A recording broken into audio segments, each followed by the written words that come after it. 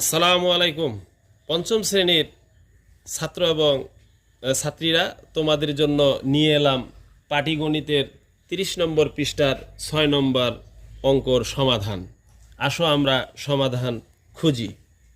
আমি বরাবরই বলি যে একটি ছাত্রকে ভালো উত্তরের আশা করতে হলে তাকে আগে প্রশ্ন সম্পর্কে জানতে হবে। যদি কোনো ছাত্র প্রশ্ন সম্পর্কে জানতে পারে, বুঝতে পারে, তাহলে তার অর্ধেক উত্তর রেডি হয়ে যায়। এই জন্য আমরা চলো প্রশ্ন সম্পর্কে জেনে নেই। অঙ্কে দেওয়া আছে 5টি গরু এবং 8টি ছাগলের মূল্য একত্রে 6,25,800 টাকা। একটি ছাগলের মূল্য 17,600 টাকা হলে একটি গরুর মূল্য কত? ছাগল এবং গরু দুটি প্রাণী, এই দুটি প্রাণীর একত্রে মূল্য এখানে দেওয়া আছে 6,25,800 টাকা। আমরা এখান থেকে অঙ্কের মাধ্যমে দুটি প্রাণীকে আলাদা আলাদা করে ফেলব এবং আলাদা করার পর একটি প্রাণীর দাম কত এটা আমরা জানতে পারবো। এখানে ছাগলের মূল্য দেওয়া আছে 17,600 টাকা।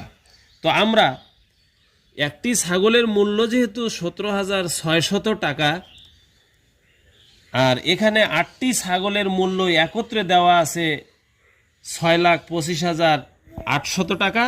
তো আমরা যদি এই টাকাটা 8টি ছাগলের সাথে গুণ করে দেই, তাহলে আমরা যে অ্যামাউন্টটা পাবো, যে টাকাটা পাবো, সেটা হলো আমাদের এই 8টি ছাগলের মূল্য।